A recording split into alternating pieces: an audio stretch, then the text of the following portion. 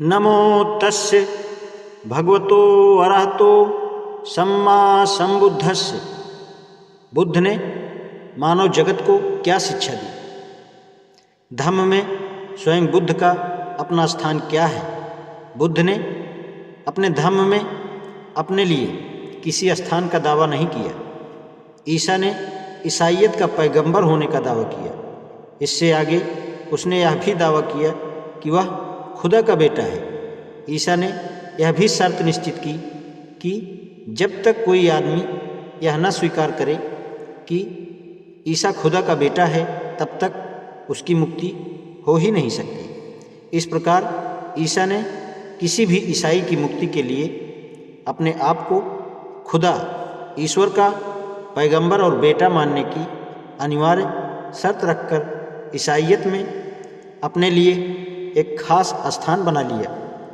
इस्लाम के पैगंबर मोहम्मद साहब का दावा था कि वह खुदा द्वारा भेजे गए इस्लाम के पैगंबर थे।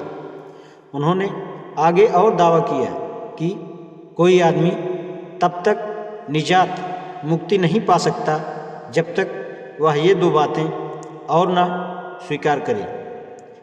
इस्लाम में रहकर मुक्ति की इच्छा रखने वाले के लिए यह स्वीकार करना आवश्यक है कि मोहम्मद साहब खुदा के पैगंबर हैं। जो इस्लाम में रहकर मुक्ति चाहने वाले के लिए यह भी स्वीकार करना आवश्यक है कि मोहम्मद साहब खुदा के आखिरी पैगंबर हैं।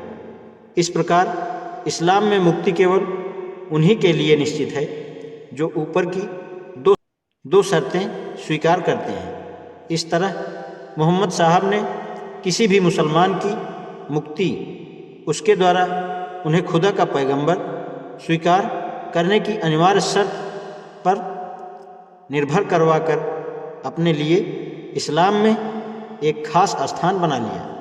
भगवान बुद्ध ने कभी कोई ऐसी शर्त नहीं रखी।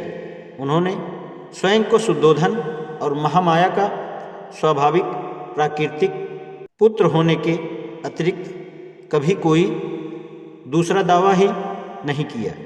उन्होंने ईसा मसीह या मोहम्मद साहब की तरह मुक्ति की शर्त लगाकर अपने धम्म शासन में अपने लिए कोई स्थान सुरक्षित नहीं रखा। यही कारण है कि इतना प्रचुर ग्रंथ समूह रहते हुए भी हमें बुद्ध के व्यक्तिगत जीवन के बारे में इतनी कम जानकारी प्राप्त है। जैसा कि ज्ञात है कि भगवान बुद्ध के महापरिनिर्वाण के बाद राजगृह में प्रथम बौद्ध संगीति कॉन्फ्रेंस हुई थी। उस संगीति में महाकश्यप अध्यक्ष थे। आनंद, उपाली और अन्य दूसरे लोग जो कपिलवस्तु के ही थे और जो जहाँ जहाँ भगवान बुद्ध गए प्रायः हर जगह मृत्यु पर्यंत उनके साथ रहे, वे सब वहाँ उपस्थित थे। लेकिन अध्यक्ष महाकश्यप ने क्या कहा?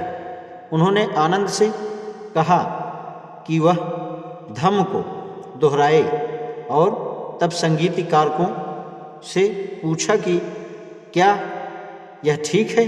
उन्होंने हाँ में उत्तर दिया। महाकश्यप ने तब उस विषय पर प्रश्न करना समाप्त कर दिया।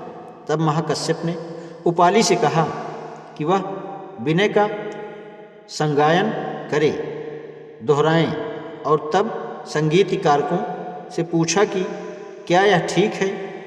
उन्होंने हाँ में उत्तर दिया। महाकश्यप ने तब इस विषय पर प्रश्न समाप्त कर दिया। तब महाकश्यप को चाहिए था कि वह वहाँ संगीति में उपस्थित किसी को तीसरा प्रश्न करते और आज्ञा देते कि वह भगवान बुद्ध के जीवन की मुख्य घटनाओं को बताएं। लेकिन महाकश्यप ने ऐसा नहीं किया। उन्होंने सोचा कि धम्म और विनय ही दो ऐसे विषय हैं जिनसे संघ का सरोकार है। यदि महाकश्यप ने भगवान बुद्ध के जीवन की घटना का ब्यौरा तैयार करा लिया होता तो आज हमारे पास भगवान बुद्ध का एक पूरा जीवन चरित्र होता। भगवान बुद्ध के जीवन की मुख्य मुख्य घटनाओं का एक ब्यौरा तैयार करा लेने की बात महाकश्यप को क्यों नहीं सूझी? इसका कारण उपेक्षा नहीं हो सकती। इसका केवल एक ही उत्तर है कि भगवान बुद्ध अपने धम्म शासन में अपने लिए कोई विशेष स्थान सुरक्षित नहीं रखा था। भगवान बुद्ध और धम्म सर्वथा अलग अलग थे। उनका अपना स्थान था, धम्म का अपना स्थान। भगवान बुद्ध द्वारा स्वयं को धम्म से पृथक रखने का एक उदाहरण है और उनके द्वारा अपना उत्तराधिकारी बनाना अस्वीकार करना।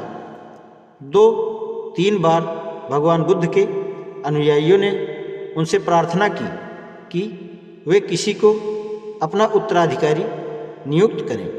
हर बार भगवान बुद्ध ने अस्वीकार कर दिया। उनका उत्तर था, धम्म ही धम्म का उत्तराधिकारी होना चाहिए। सिद्धांत धम्म को स्वतंत्र रूप से अपने पर ही निर्भर रहना चाहिए, किसी व्यक्ति के अधिकार के बल पर नहीं। यदि सिद्धांत को किसी व्यक्ति के अधिकार पर निर्भर रखने की आवश्यकता है तो फिर वह सिद्धांत ही नहीं है।